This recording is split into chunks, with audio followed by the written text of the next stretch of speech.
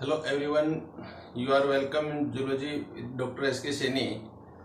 हम काम कर रहे थे रेस्पिरेटरी सिस्टम पर, और रेस्पिरेटरी सिस्टम में ट्रेकिया की स्ट्रक्चर देखी, ट्रेकिया की ब्रांचिंग पर हमने डिस्कस किया था पूरे वीडियो में। उस ब्रांचिंग में आपने देखा कि ट्रेकिया, फिर primary, secondary, tertiary bronchi, then bronchioles, then respiratory bronchioles, इससे पहले टर्मिनल ब्रोंकियल्स, और एल्यूलाई डक्ट, एल्यूलाई सैक और एल्यूलस में यहाँ पर डिवाइड किया था। पूरी ब्रांचिंग को आपने यहाँ पर डिवाइड किया, एक कंडक्टिंग जोन में और दूसरा रेस्पिरेटरी जोन में। यहाँ तो यहाँ पर कंडक्टिंग जोन में मैंने कहा कि एयर यहाँ कंडक्ट हो रही है, और रेस्पिरेटरी जोन है वहां पर आपने देखा कि यहाँ हल्के से रेस्पिरेशन स्टार्ट हो जाता है, और कंप्लीट रेस्पिरेशन जो होगा यहाँ, ट्रांसपोर्टेशन होगा यहाँ, और एक्सचेंज ऑफ गैसेज होगा वो एल्यूलाई में होगा। आगे एल्यूलाई की हम बात करें, एक डिटेल स्ट्रक्चर यहाँ पर एल्यूलाई की करेंगे कि एल्यूलाई क्या है, किस प्रकार से ये स्ट्रक्चर के रूप में पाया जाता है। तो एल्यूलाई जिस देखने में ऐसे लग रही है जैसे कोई एक ग्रेप का जो एक गुच्छा होता है, उस प्रकार की एक स्ट्रक्चर बनाते हुए ये एक बैलून का, 2-3 बैलून का एक ग्रुप होता है, और उनको एक साथ अपन यहाँ पर पकड़ ले तो इस प्रकार से दिखाई देगा, बैलून लाइक स्ट्रक्चर है।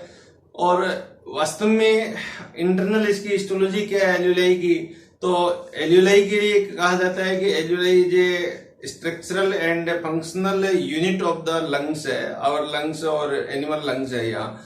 तो एक एल्यूलाई की स्ट्रक्चर अपन देखें यहाँ, तो सिंगल एल्यूलाई को अपन सिंगुलर के रूप में एल्यूलस के रूप में या एल्यूलस नाम अपन देते हैं, और ग्रुप ऑफ एल्यूलस है उसे एल्यूलाई देंगे यहाँ। तो यहाँ पर एल्यूलाई जो है, ये एल्यूलाई की स्ट्रक्चर आप देखोगे तो यहाँ डिफरेंट जो पार्ट है उसके अंदर जो एल्यूलाई है, ये यहाँ बात करें अपन लंग्स एल्यूलाई की, एल्यूलाई अपने फीमेल के अंदर या अपना मेमोरी ग्लैंड है वहां पर भी एल्यूलाई प्रेजेंट होती है, उसकी स्ट्रक्चर यहाँ डिफरेंट होती है। तो यहाँ एल्यूलाई की नंबर की बात करें कि कितने नंबर यहाँ पर होते हैं, तो दोनों लंग्स में नियर अबाउट यहाँ पर 300 मिलियन एल्यूलाई पाए जाते हैं। ये एल्यूलाई क्या करेंगे, ये एल्यूलाई है वो गैसेज के लिए, गैसेज ट्रांसफर के लिए यहाँ पर सरफेस एरिया वो इंक्रीज करते हैं। कितना एरिया इंक्रीज करते हैं, तो ये 70 मीटर क्यूब एरिया इंक्रीज करते हैं। यहाँ पर एनसीईआरटी की लाइन है, यहाँ पर एनसीईआरटी में लिखा हुआ है, और अक्सर ये क्वेश्चन पूछा जाता है। ये एक एल्यूलाई की स्ट्रक्चर आप लोग है तो इस प्रकार से ये यहाँ एल्यूलर सेक दिखाया गया है, और उससे एक एल्यूलर से एक मेम्ब्रेनस स्ट्रक्चर हिस्टोलॉजी के रूप में अपन देखें तो एक मेम्ब्रेनस स्ट्रक्चर आपको दिखाई देती है। ये मेम्ब्रेनस स्ट्रक्चर किससे बनी हुई है, तो सिंपल स्क्यूमस एपिथेलियम के द्वारा ये मेम्ब्रेनस स्ट्रक्चर बनी हुई है। सिंपल स्क्यूमस एपिथेलियम यहाँ प्रेजेंट है, ये पूरी की पूरी सेल है जो दिखाई गई है वो सिंपल स्क्यूमस सेल है। यहाँ पर दो सेल के बीच में छोटे छोटे स्मॉल टीनी पोर पाए जाते हैं।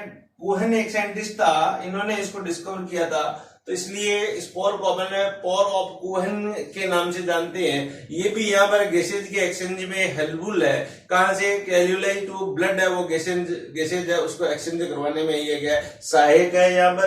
तो ये पोर ऑफ कोहेन है। यहाँ पर एक्चुअल में सिंपल स्क्यूमस एपिथेलियम जो है उसके अंदर जो सेल है, there are 3 type of cell है present found in the simple squamous epithelium और एल्यूलाई वॉल ऑफ एल्यूलाई। यहाँ 3 टाइप सेल है। कौन कौन सी सेल होती है, नंबर 1 इज न्यूमोसाइट सेल, जिसे टाइप 1 सेल कहते हैं यहाँ पर। Second is pneumocyte second cell है, जिसे टाइप 2 सेल कह रहे हैं। और थर्ड टाइप की सेल है जिसे अपन डस्ट सेल के नाम से जानते हैं यहाँ। तो यहाँ पर आपके सामने 3 प्रकार की 3 टाइप ऑफ सेल होगी। First is pneumocyte first, second cell pneumocyte second, और तीसरे प्रकार की सेल है वो डस्ट सेल है यहाँ।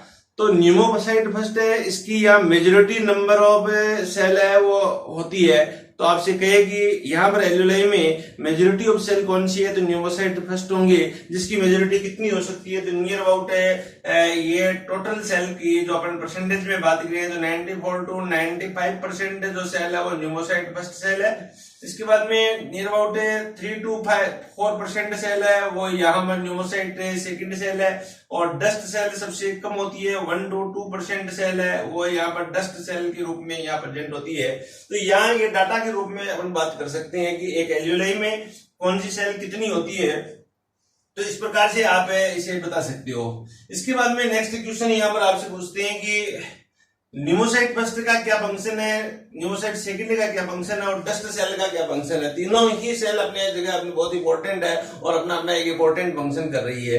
फर्स्ट सेल है वो न्यूमोसाइट फर्स्ट सेल है, ये यहाँ पर डिफ्यूजन कर रही है। रेस्पिरेटरी गैसेज का डिफ्यूजन, मोस्ट ऑफ गैसेज का डिफ्यूजन है वो इसी सेल के द्वारा किया जा रहा है। यहाँ पर जो गैसेज है लंग्स की एल्यूलाई में जो गैसेज O2 आएगी वो O2 ब्लड के अंदर ट्रांसफर होगी है, और यहाँ ब्लड से कैपिलरीज है उससे जो CO2 है वो यहाँ एल्यूलाई में ट्रांसफर होगी। तो ये डिफ्यूजन की मेथड से वो यहाँ exchange of the gases from alveoli to blood और ब्लड टू एल्यूलाई, ये काम है वो न्यूमोसाइट फर्स्ट सेल करती है। तो मेनली जो डिफ्यूजन में हेल्पफुल है, गैसेज ट्रांसफर में हेल्पफुल जो सेल है वो न्यूमोसाइट फर्स्ट है। सेकंड टाइप है बी, अपने आप में एक इंपॉर्टेंट सेल है। क्यों है इंपॉर्टेंट सेल है कि ये सेल जो है सेकंड टाइप ऑफ सेल है, यहाँ पर ये सेल यहाँ पर एक केमिकल रिलीज करती है। इस सेल के द्वारा एक केमिकल बनाया जाता है, इस केमिकल को अपन कहते हैं पल्मोनरी सर्फेक्टेंट के नाम से, पल्मोनरी सर्फेक्टेंट के नाम से जानते हैं यहाँ पर। तो यहाँ पर ये सेल, जैसे मान लो ये सेल न्यूमोसाइट सेकंड है, ये सेल न्यूमोसाइट सेकंड है, तो इसके द्वारा एक केमिकल रिलीज किया जाएगा यहाँ पर। इस केमिकल को अपन सर्फेक्टेंट के नाम से जानते हैं। सर्फेक्टेंट एक इंपॉर्टेंट केमिकल है जो फॉस्फोलिपिड के द्वारा बना रहता है। यहाँ पर केमिकली अपन देखें कि सर्फेक्टेंट क्या होता है। यहाँ पर सर्फेक्टेंट इज फॉस्फोलिपिड, सर्फेक्टेंट है एक प्रकार का फॉस्फोलिपिड है। मुख्यतः दो प्रकार के यहाँ पर सर्फेक्टेंट डिस्कवर किए गए हैं। यहाँ एक सर्फेक्टेंट को मैंने लेसिथीन कहेंगे, यहाँ लेसिथीन प्रेजेंट होता है, और दूसरा यहाँ DPPC प्रेजेंट होता है। DPPC यहाँ पर कह सकते हैं डाइपोलमिटाइल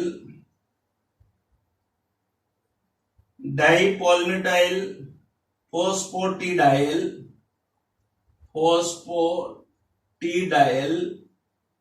कोलिन। ये कई बार ये क्वेश्चन पूछा गया है नीट के अंदर, अक्सर क्वेश्चन पूछ लेते हैं कई बार कि the full form of the DPPC, या क्वेश्चन इतना ही पूछते हैं, बड़ा सिंपल क्वेश्चन होता है, लेकिन कई बार अपने को फुल फॉर्म नहीं पता होने के कारण यहाँ पर आंसर नहीं दे पाते। तो DPPC का पूरा नाम है यहाँ पर dipalmitoyl phosphatidyl choline, also known as DPP। फिर यहाँ क्वेश्चन आपसे पूछा गया है कि व्हाट इज DPP, तो ऑप्शन में यह मिलता है DPP इज ए सर्फेक्टेंट। ये क्वेश्चन आपसे पूछ सकते हैं कि what is DPP is a surfactant. फिर या थर्ड क्वेश्चन आपसे पूछ सकते हैं कि the chemical nature of the DPP, तो DPP इज ए फॉस्फोलिपिड है, तो केमिकल नेचर यहाँ पर फॉस्फोलिपिड होगा। लेसिथीन आप जानते ही हो कि एक एग्जांपल भी है फॉस्फोलिपिड का, यहाँ जो लेसिथीन हो तो यहाँ पर DPPC हो, इन दोनों का ही सीक्रेशन है कौन कर रहा है, यहाँ पर न्यूमोसाइट सेकंड सेल कर रही है। अब अगला क्वेश्चन यहाँ पूछता है कि ये जो फॉस्फोलिपिड है या सर्फेक्टेंट है या लेसिथीन है या DPPC है, इसका फंक्शन क्या है, यहाँ पर क्या रोल अदा कर रहा है यार। तब आप देखिएगा यहाँ पर आप देखोगे कि जो एल्यूलाई है, एल्यूलाई के वाल है, दोनों वाल है, उस दोनों वाल के एक दूसरे के सामने एक वो टेंशन डेवलप होती है। इस टेंशन को अपन कहते हैं सरफेस टेंशन है, या कह सकते हैं कि जो ये एल्यूलाई है, ये एल्यूलाई के बीच में यहाँ पर सरफेस टेंशन है, वो सरफेस टेंशन डेवलप होता है। अब सरफेस टेंशन डेवलप होगा तो ये एल्यूलाई क्या होगी, यहाँ पर ऐसे पिचक जाएगी, यहाँ पर इस प्रकार से कोलैप्स हो जाएगी, इस प्रकार से। और जैसे ही कोलैप्स यहाँ पर रहेगी तो अपन ब्रीदिंग नहीं कर पाते, वेंटिलेशन नहीं कर पाते, या गैसियस एक्सचेंज नहीं कर पाते। क्यों नहीं कर पाते? क्योंकि यहाँ पर दोनों एल्यूलाई आपस में क्या है, यहाँ पर कोलैप्स है, और दोनों जो वाल है वो कोलैप्स है। कोलैप्स होने से इसके अंदर गैसेज है वो नहीं आ पाती है। तो यहाँ ऐसा कब होता है, तो बच्चे के अंदर आपने देखा है कि छोटे बच्चे होते हैं जो जन्म से पहले है वो अपने माउथ से या नोज से ब्रीथ नहीं कर पाते हैं, लंग्स से ब्रीथ नहीं कर पाते हैं। क्यों नहीं कर पाते हैं? क्योंकि उस समय जो लंग्स के अंदर जो कैविटी है उसका सरफेस टेंशन ज्यादा होने के कारण wall of lungs, wall of एल्यूलाई आपस में कोलैप्स रहती है, आपस में पिचकी हुई रहती है, जिससे यहाँ पर गैसियस प्रेशर नहीं बन पाता, और प्रेशर न बन पाने के कारण यहाँ पर लंग्स से अपने ट्रांसपोर्टेशन और लंग्स से यहाँ पर ट्रांसफर या एक्सचेंज ऑफ द गैसेज है, वो स्थानांतरण है गैसों का, वो नहीं कर पाते हैं यहाँ। लेकिन जैसे ही बच्चा जन्म लेता है, on at the time of birth है, तो उसमें एल्यूलाई की टाइप सेकंड सेल है वो यहाँ सर्फेक्टेंट रिलीज करती है, सरफेक्टेंट जैसे ही रिलीज करती है तो यहाँ पर ये सरफेस टेंशन को डिक्रीज करने में हेल्पफुल है। तो यहाँ सरफेक्टेंट का मेन जो फंक्शन क्या होगा यहाँ पर, तो आप कहोगे एल्यूलाई के अंदर जो सरफेस टेंशन डेवलप होता है, सरफेस टेंशन है जिसके कारण एल्यूलाई कोलैप्स रहती है, उसको यहाँ डिक्रीज कर देगा। जैसे ही सरफेस टेंशन डिक्रीज कर देगा तो यहाँ पर एल्यूलाई जो कोलैप्स एल्यूलाई है वो यहाँ पर क्या हो जाएगी, यहाँ फूल जाएगी और फूलने पर एक प्रेशर डेवलप होगा और उसके कारण क्या होगा कि बाहर से वायु, बाहर से एयर है वो अंदर है वो ट्रांसफर हो जाएगी। तो इस प्रकार की क्रिया यहाँ पर रहती है। कई बार छोटे बच्चे हैं वो जन्मते ही उसके अंदर ये ऐसा नहीं होता है, लंग्स कोलैप्स रहते हैं तो उसे मैंने क्राई करवाने का, रुलाने का प्रयास करते हैं। डॉक्टर क्या करते हैं, डॉक्टर उसे एयर देता है माउथ से, और या उसके बाद में हल्का सा क्या है यहाँ पर अपन कह सकते हैं उसे क्राई करवाने का, रुलाने का प्रयास करवाता है कि ज्यादा जल्दी ये रोएगा तो यहाँ पर एक इंडक्शन डेवलप होगा और उस इंडक्शन से सरफेस टेंशन डेवलप हो जाएगा जिससे लंग्स है वो फूल जाएंगे और ब्रीदिंग की क्रिया स्टार्ट हो जाती है। लेकिन कई बार छोटे बच्चों के अंदर ऐसा होता है कि ये एल्यूलाई की सेल है वो एक्टिव नहीं हो पाती, जिससे सरफेस टेंशन ज्यादा रहता है और इसके कारण सरफेक्टेंट न होने के कारण ब्रीदिंग स्टार्ट नहीं हो पाती और स्टार्ट न होने से बच्चे की क्या डेथ हो जाती है, जिसे अपन distress syndrome, respiratory distress syndrome के नाम से जानते हैं। तो इस प्रकार का जो ये सिंड्रोम कहते हैं जो बर्थ के टाइम में ये हो जाता है और इस सिंड्रोम के कारण बच्चे की, बेबी की डेथ हो जाती है। ये तो लेकिन आजकल नई नई टेक्निक्स का विकास हो गया है, इसलिए बच्चे में यदि लंग्स का उस समय डेवलपमेंट न हो तो उसे आईसीयू के अंदर इसे आर्टिफिशियली ऑक्सीजन क्या दी जाती है जिससे बच्चे को क्या जिंदा रखा जा सकता है। तो इस प्रकार से आप समझे होंगे यहाँ कि एल्यूलाई के अंदर जो टाइप सेकंड एक इंपॉर्टेंट रोल अदा कर रही है, वो होल लाइफ में यहाँ पर सरफेक्टेंट रिलीज करती रहेगी जिससे सरफेस टेंशन है वो डाउन रहेगा, डिक्रीज रहेगा, जिसके कारण लंग्स है वो खुले हुए रहते हैं और आसानी से अपन गैसेज को ट्रांसफर कर सकते हैं। तो इस प्रकार से ये सेल एक अपना कार्य कर रही है। इसके बाद में तीसरी सेल है डस्ट सेल है। इस सेल को मैक्रोफेज सेल के नाम से भी जानते हैं। ये सेल है, इसे मैक्रोफेज सेल या स्कैवेंजर सेल भी कह सकते हैं, इसे मैक्रोफेज सेल कहते हैं या स्कैवेंजर, लंग्स स्कैवेंजर के नाम से भी जानते हैं ये। तो मैं मास्ट से यहाँ पर कह सकते डस्ट सेल, मैक्रोफेज सेल और स्कैवेंजर सेल है। तो जैसे टिश्यूज के अंदर ऐसी एक मास्ट सेल होती है जो कि एक प्रकार की मैक्रोफेज सेल है, वो भी है एक स्कैवेंजर सेल होती है जो रिलीज करती है विभिन्न पदार्थ, रासायनिक, केमिकल या। तो यहाँ पर ये क्या कर रही है, ये फॉरेन जो डेब्रीज है, फॉरेन पार्टिकल जैसे ही एंटर करते हैं लंग्स के अंदर, कोई फॉरेन पार्टिकल एंटर करता है तो उसको, उस फॉरेन पार्टिकल को यहाँ पर एनगल्फिंग करके फेगोसाइटोसिस की मेथड से ये खाकर या अंदर लेके उस बैक्टीरिया को, वायरस को या कोई भी एनिमल है उसको यहाँ पर डैमेज कर देती है, किल कर देती है, जिससे अपन के अपने लंग्स है वो प्रोटेक्ट हो जाते हैं फॉरेन पार्टिकल से। और स्कैवेंजर इसलिए कह रहे हैं कि लंग्स की कई बार सेल है, एल्यूलाई की सेल है, कोई भी सेल है वो यह डैमेज होती रहती है, उन सेल को भी यहाँ पर किल करने का काम, लाइसिस करने का काम है ये डस्ट सेल करती है। तो इसलिए लंग्स की जो स्कैवेंजर सेल, लंग्स की यहाँ पर मैक्रोफेज सेल है वो कौन है, वो डस्ट सेल है। तो ये बात आपकी यहाँ पर समझ में आई है कि इस प्रकार से एक लंग्स की जो एल्यूलाई है उस एल्यूलाई के अंदर 3 प्रकार की यहाँ सेल होती है और ये 3 सेल है यहाँ डिफरेंट कार्य करके और अपने को यहाँ ब्रीदिंग करवाने का फंक्शन कर रही है और साथ में ये अपने लंग्स को प्रोटेक्ट करने का काम यहाँ पर है इस एल्यूलाई की सेल्स के द्वारा या एपिथेलियल सिंपल स्क्वेमस एपिथेलियम के द्वारा किया जाता है। यहाँ ये बातें यहाँ आपके समझ में आ गई। अब इसके बाद में क्वेश्चन दूसरा बनता है कि यहाँ एल्यूलाई और इसके पास में एल्यूलाई के चारों तरफ है वो हाईली वेस्कुलर या वेसल्स होती है, इसलिए अपन कहते हैं एल्यूलाई is a highly vascular structure surrounded by many A cluster of the capillaries. तो ये कह सकते हैं, तो यहाँ एक कैपिलरीज मैंने बनाई है तो ये यहाँ प्रेजेंट है। तो एल्यूलाई और कैपिलरीज के बीच में यहाँ पर एक रिलेशन रहता है, एक मेम्ब्रेन बनती है, एक परमेबल मेम्ब्रेन बनती है।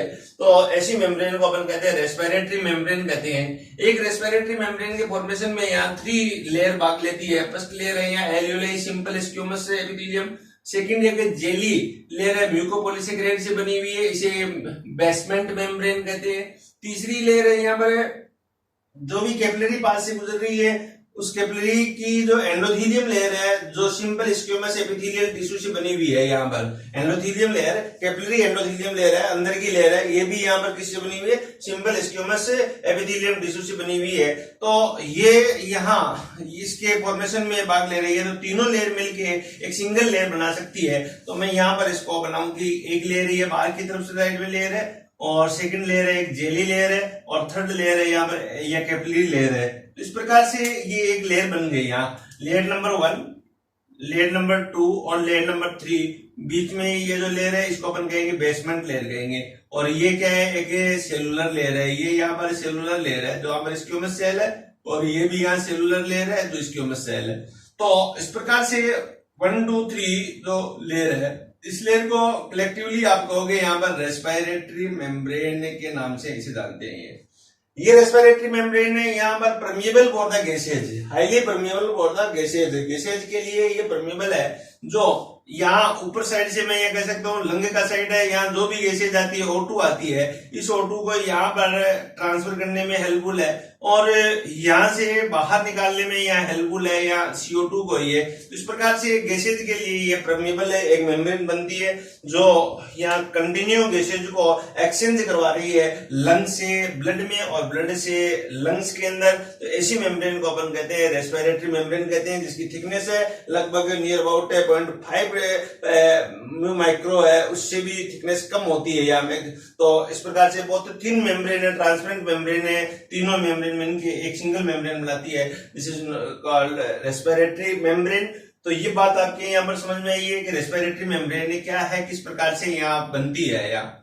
अब इसके बाद में नेक्स्ट जो क्वेश्चन बनता है कि जो ब्रीदिंग जो होती है, ये ब्रीदिंग होती कैसी है, क्या मैकेनिज्म है यहाँ पर। तो अपन बात करेंगे यहाँ ब्रीदिंग मैकेनिज्म की। तो इसके अंदर जो ब्रीदिंग मैकेनिज्म संपन्न कंप्लीट हो रही है, तो यहाँ पर अपन बात कर सकते हैं कि ब्रीदिंग कैसी होती है। ब्रीदिंग मैकेनिज्म जो है वो क्या है यहाँ। ब्रीदिंग मैकेनिज्म में अपन इसे दो टाइप में डिवाइड कर सकते हैं ब्रीदिंग मैकेनिज्म को। एक मैकेनिज्म को अपन कहेंगे इंस्पायरेशन, और सेकंड मैकेनिज्म को अपन कहेंगे एक्सपायरेशन। ब्रीदिंग मैकेनिज्म में टू टाइप में डिवाइड करते हैं, फर्स्ट इज इंस्पायरेशन और सेकंड इज एक्सपायरेशन। इंस्पायरेशन जो मैकेनिज्म है, इसका मीनिंग है यहां पर इनटेक ऑफ ऑक्सीजन और एयर फ्रॉम एनवायरमेंट, और एक्सपायरेशन का यहां पर मीनिंग है यहाँ एक्सहेलेशन ऑफ CO2 और एयर फ्रॉम लंग्स। तो एक जनरल डेफिनेशन आप बता सकते हो कि इंस्पायरेशन क्या है और एक्सपायरेशन क्या है। यहाँ जनरल डेफिनेशन में इंस्पायरेशन का मीनिंग है कि बाहरी वातावरण है, एक्सटर्नल जो एनवायरनमेंट है, इससे एयर को आप बॉडी के अंदर यहाँ ले रहे हो, तो इसे अपन इंस्पायरेशन कहेंगे। बॉडी के अंदर कहां पर, लंग्स के अंदर ले रहे हैं, एल्वियोलाई तक यहाँ पर ट्रांसफर हो रही है, तो इस क्रिया को अपन इंस्पायरेशन कहते हैं। और यहां से जो यहाँ पर जो कार्बन डाइऑक्साइड आई उसको अपन बाहर निकाल रहे हैं, इसे अपन एक्सपायरेशन के नाम से जानते हैं यहाँ पर। तो दो मैकेनिज्म है, लेकिन यहाँ ध्यान रखिएगा एक चीज और बनती है, यहां तक आपने O2 ली, यहाँ इसको इंस्पायरेशन करेंगे, इस O2 को ब्लड के अंदर ट्रांसफर किया और ब्लड से CO2 को एल्वियोलाई में ट्रांसफर किया। ये जो exchange of the gases by the respiratory membrane है, ऐसे रेस्पिरेशन को अपन कहेंगे एक्सटर्नल टाइप का रेस्पिरेशन, इसे कहेंगे एक्सटर्नल रेस्पिरेशन। एक्चुअल में एक्सटर्नल रेस्पिरेशन की एग्जैक्ट डेफिनेशन आपसे पूछे क्या होती है, तो एग्जैक्ट डेफिनेशन यहाँ पर होगी कि the O2 respiratory gas transfer from alveoli to blood और CO2 transfer from the blood to alveoli, this is called external respiration. तो अपन बात कर रहे थे यहाँ पर इंस्पायरेशन और एक्सपायरेशन है, जो बाहरी वातावरण से यहाँ तक O2 ली और यहाँ से CO2 को बाहर निकाला, तो इसे अपन कहेंगे, एक को निकालना को कहेंगे अपन एक्सपायरेशन और लेने को कहेंगे अपन इंस्पायरेशन। अब एक क्वेश्चन समय का पूछ लेते हैं कि इंस्पायरेशन में 2 सेकंड का समय लगता है और एक्सपायरेशन में 3 सेकंड का समय लगता है। एक्सपायरेशन में टाइम ज्यादा लगता है, इंस्पायरेशन में टाइम कम लगता है। तो एक breathing one breathing is equal to inspiration plus expiration है। तो यहाँ पर एक ब्रीदिंग के अंदर टोटल जो टाइम लगता है वो 5 सेकंड का टाइम लगता है। वन टाइम अपन ब्रीथ कर रहे हैं, एक बार अपन श्वास ले रहे हैं और उसके बाद में श्वास निकाल रहे हैं, तो उस समय दोनों में टोटल टाइम कितना लगता है, तो 5 सेकंड टाइम लगता है एक हेल्दी पर्सन के अंदर। अब 1 मिनट में आपसे कहे कि 1 मिनट के अंदर ब्रीदिंग कितनी टाइम होती है, तो यहाँ 1 मिनट में 60 सेकंड होते हैं, तो यहाँ 5 से डिवाइड करते हैं तो नियर अबाउट 12 टाइम ब्रीदिंग होती है। 1 मिनट में एक हेल्दी पर्सन 12 बार यहाँ पर रेस्पिरेशन कर रहा है या ब्रीदिंग कर रहा है, या अपन कह सकते हैं वेंटिलेशन कर रहा है, या स्वातन जिसे कह रहे हैं स्वातन की क्रिया कर रहा है। अब ये एक फिक्स डाटा है, फिक्स डाटा दिया है, लेकिन फिक्स नहीं होता, इसमें अकॉर्डिंग टू सिचुएशन है वो वेरी और पर्सन टू पर्सन वेरी कर रहा है। कहीं एनवायरमेंटल कंडीशन है वो वेरी कर रहा है कि एनवायरमेंट पोल्यूटेंट है या पोल्यूटेंट नहीं है, या आपका सफोकेशन है या नहीं। तो इसे एवरेज माना गया है कि हेल्दी पर्सन है ये 12 to 16 टाइम है, इसका एवरेज पर्सन माना गया कि एक हेल्दी पर्सन है वो 12 to 16 टाइम में ब्रीदिंग कर सकता है। एक हेल्दी पर्सन की डाटा ये अपन इस प्रकार से निकाल सकते हैं। तो ये बात आपके यहाँ पर समझ में आई है कि किस प्रकार से इंस्पायरेशन हो रहा है और किस प्रकार से एक्सपायरेशन हो रहा है। अब इंस्पायरेशन और एक्सपायरेशन की क्रिया के अंदर, दोनों क्रिया के अंदर यहाँ पर आप देखोगे कि क्या कौन अपने रोल अदा करता है, कौन सी स्ट्रक्चर है जो इंस्पायरेशन करवाता है, कौन सी स्ट्रक्चर है जो एक्सपायरेशन करवाता है, किस प्रकार से ये ब्रीदिंग की क्रिया होती है, इसमें कौन जिम्मेदार रहता है। तब देखिएगा यहाँ पर एक चीज आप देखोगे कि यहाँ जो ब्रीदिंग होती है अपने लंग्स के अंदर जो ब्रीदिंग होती है, तो ह्यूमन लंग्स के अंदर जो ब्रीदिंग होती है उसको अपन कहेंगे नेगेटिव प्रेशर ब्रीदिंग कहेंगे, नेगेटिव प्रेशर ब्रीदिंग के नाम से जानते हैं। ह्यूमन की जो ब्रीदिंग होती है तो लंग्स के अंदर नेगेटिव प्रेशर डेवलप होता है, उसलिए बाहरी एनवायरमेंट का प्रेशर है ज्यादा होता है और अंदर का प्रेशर है वो कम हो जाता है। इसलिए आप कहते हैं, अपन कहते हैं कि गैसेज ऑलवेज उच्च दाब से निम्न दाब की ओर डिफ्यूजन की विधि के द्वारा या डायरेक्ट ट्रांसफर होती है। तो ये अपने अंदर नेगेटिव प्रेशर ब्रीदिंग के रूप में पाया जाता है। फ्रॉग के अंदर है ये नेगेटिव नहीं होता, फ्रॉग के अंदर ये पॉजिटिव प्रेशर ब्रीदिंग होता है। कंपैरिजन के रूप में, स्टेटमेंट के रूप में पूछ सकते हैं यहाँ पर कि ह्यूमन का जो रेस्पिरेशन है वो किस मेथड से होता है, तो आप कहोगे नेगेटिव प्रेशर में ब्रीदिंग, और फ्रॉग का रेस्पिरेशन है वो पॉजिटिव प्रेशर ब्रीदिंग होता है। अब ये जो ब्रीदिंग हो रही है वो कौन करवाता है, तो अपनी बॉडी के अंदर ब्रीदिंग करवाने के लिए यहाँ पर एक रेस्पिरेटरी बास्केट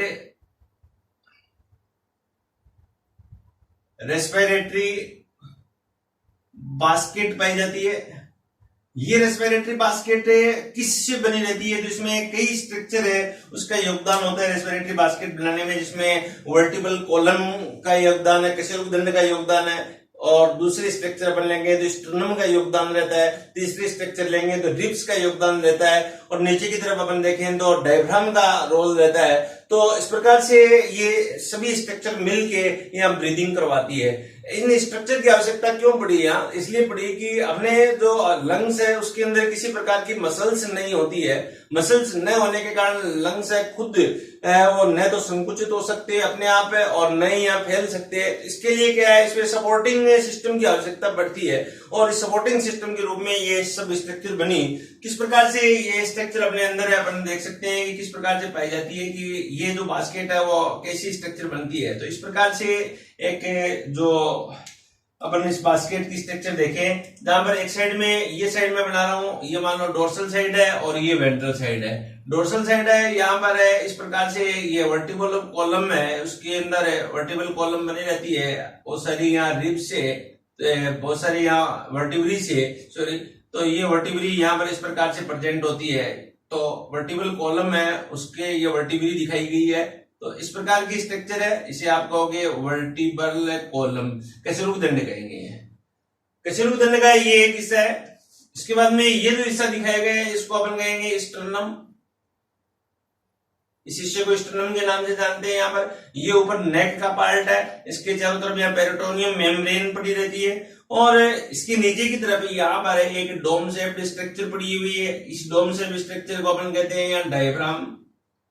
पूर्व वीडियो में आपको बताया था यहाँ की डायफ्राम जो है एक डोम शेप्ड स्ट्रक्चर है जो अपने बॉडी कैविटी को दो पार्ट में डिवाइड करता है। अपर बॉडी कैविटी जिसे थोरेक्स कहेंगे, तो इसका नाम है थोरेक्स पार्ट के अंदर जो कैविटी है, इस पार्ट का नाम दिया गया थोरेसिक कैविटी, थोरेसिक कैविटी कहेंगे यहाँ पर। और नीचे की तरफ जो डायफ्राम है वो या नीचे कैविटी बनाता है, इस कैविटी को अपन एब्डोमिनल कैविटी कहते हैं यहाँ।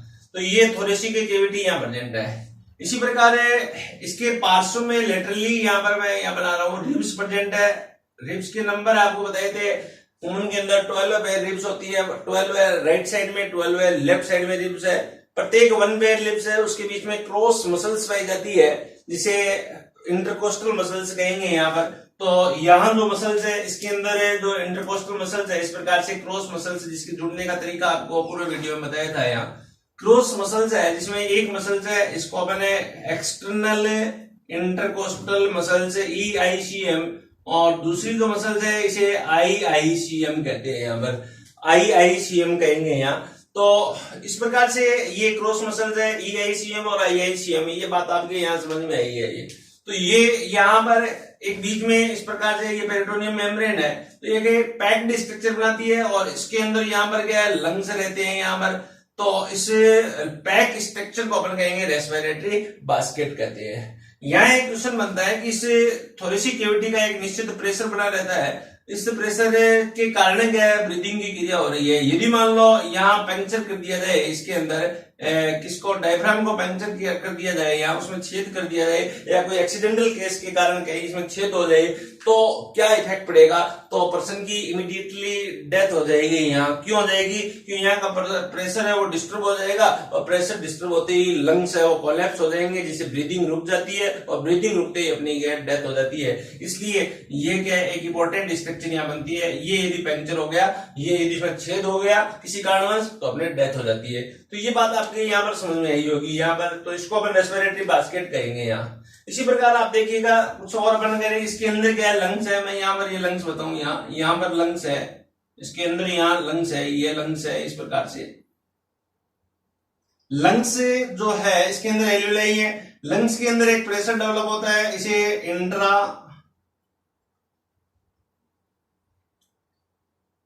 पल्मोनरी प्रेशर, लंग्स के अंदर जो प्रेशर डेवलप होता है इसे इंट्रा पल्मोनरी प्रेशर कहेंगे।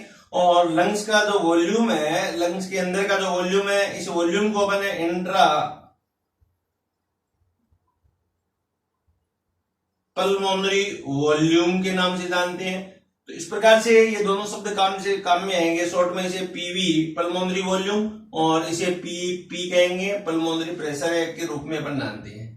बाहरी एनवायरनमेंट का प्रेशर आपको पता है कि कितना 760 mmHg। एक्सटर्नल एनवायरनमेंट में ऑल गैसेज का प्रेशर है, गेलुसॉफ का नियम है केमिस्ट्री में अपन पढ़ते हैं कि सभी गैसों का कुल दाब है, कुल प्रेशर है वो 760 mmHg होता है। जबकि जब हम ब्रीदिंग कर रहे हैं, इंस्पायरेशन कर रहे हैं तो लंग्स के अंदर इंट्रा पल्मोनरी प्रेशर है या IPP इंट्रा पल्मोनरी प्रेशर है, ये 1 से 3 mmHg, 1 से 3 mmHg है वो डिक्रीज हो जाता है यहाँ। तो ये जैसे ही प्रेशर डिक्रीज होगा, यहाँ प्रेशर क्या डिक्रीज होगा, प्रेशर डिक्रीज होने से यहाँ पर पल्मोनरी जो वॉल्यूम है वो यहाँ इंक्रीज होगा यहाँ। तो यहाँ जैसे पल्मोनरी वॉल्यूम इंक्रीज हो रहा है तो ये लंग्स के एक्सपेंस हो जाएंगे यहाँ, और एक्सपेंस होते ही बाहरी जो दाब से जो गैसें हैं, हाई प्रेशर है, अंदर क्या था वहां 760 mmHg प्रेशर है, उससे यहाँ दाब क्या कम बनने के कारण है यहाँ प्रेशर रह जाता है नियर अबाउट 757 mmHg। तो इतना कम प्रेशर हो जाता है, कम होने से यहाँ बाहरी गैसेज है वो ये कंटिन्यूस अंदर एंटर करती है, और अंदर एंटर करती है तो इस क्रिया को अपन इंस्पायरेशन के नाम से जानते हैं, जिसमें 2 सेकंड का टाइम ही यहाँ पर लगता है। तो इस प्रकार की जो घटना यहाँ घटित होती है इसको अपन इंस्पायरेशन कहते हैं। तो प्रेशर के रेस्पेक्ट में आपसे यहाँ से क्वेश्चन पूछते हैं कि किस प्रकार से प्रेशर है इसको इफेक्ट करता है, कौन सा प्रेशर कहाँ डेवलप होता है, तो ये इस प्रकार का प्रेशर है या डेवलप होता है। इसी प्रकार इसको मेंटेन रखने के लिए यहाँ पर ये थोरेसिक कैविटी का प्रेशर है, ये भी यहाँ पर फिक्स रहता है जो इसके प्रेशर को मेंटेन रहता है। ऐसे ही साइड में यहाँ पर प्लूरल कैविटी होती है, उसके अंदर भी प्रेशर होता है। प्लूरल कैविटी के अंदर इसे ट्रांस पल्मोनरी प्रेशर कहते हैं। प्लूरल कैविटी का जो प्रेशर है, प्लूरल कैविटी प्रेशर है, इसे ट्रांस पल्मोनरी प्रेशर के नाम से भी जानते हैं। तो चारों तरफ से लंग्स को यहाँ पर कंट्रोल करता है ये प्रेशर है। तो ये यहाँ प्रेशर की बात आपके यहाँ समझ में आई है कि कैसे प्रेशर कंट्रोल कर रहा है। अब इसके रेस्पिरेशन की या ब्रीदिंग की क्रिया में आपसे कहे कि कौन हेल्पफुल है, तो करवाता कौन है, क्योंकि लंग्स के अंदर मैंने कहा कोई मसल्स नहीं होती है, या तब दो टाइप की मसल्स है स्पेशली जो यहाँ पर ब्रीदिंग करवाती है। एक मसल्स को अपन कहेंगे इंटरकोस्टल मसल्स जो पाई जाती है यहाँ पर रिब्स के बीच में, और दूसरी प्रकार की जो मसल्स है वो डायफ्राम की मसल्स है जिसे रेडियल मसल्स कहते हैं, या इसे फ्रेनिक मसल्स के नाम से भी जानते हैं, फ्रेनिक मसल्स के नाम से भी जान रहे हैं। तो टोटल जो ब्रीदिंग हो रही है उस ब्रीदिंग का 75% रोल है वो रेडियल मसल्स का होता है, और 25% रोल है यहाँ पर एक्सटर्नल इंटरकोस्टल मसल्स और इंटरनल इंटरकोस्टल मसल्स का होता है, जिससे ये ब्रीदिंग होती है। अब ज्यादा रोल डायफ्राम की मसल्स का होता है। डायफ्राम में पार्ट है एब्डोमिनल की साइड में, तो ऐसे ब्रीदिंग को अपन एब्डोमिनल ब्रीदिंग या एब्डोमिनल रेस्पिरेशन भी कहते हैं। यदि मान लो ब्रीदिंग में ज्यादा रोल यहाँ पर इंटरकोस्टल मसल्स का हो तो इसे अपन आप कहोगे थोरेसिक ब्रीदिंग के नाम से जानते हैं। तो प्रेग्नेंट फीमेल होता है उसके अंदर होती है, उसके अंदर जो ब्रीदिंग होती है वो थोरेसिक ब्रीदिंग होती है ये। तो ये बात है यहाँ जनरल एक प्रेशर की, एक स्ट्रक्चर की, एक रेस्पिरेटरी बास्केट की थी जो आपके यहाँ समझ में आई है। तो इसे आप देखें, इसके कंटिन्यू से आगे दूसरा जो वीडियो आएगा उसकी मैकेनिज्म का आएगा कि किस प्रकार से ये मसल्स कार्य करके यहाँ पर अपने ब्रीथ करवाती है ये। तो नेक्स्ट वीडियो में करेंगे। तो इस वीडियो को बड़ा अच्छी तरीके से आप ध्यान से सुने और लाइक करें, शेयर करें, सब्सक्राइब करें। Thank you very much.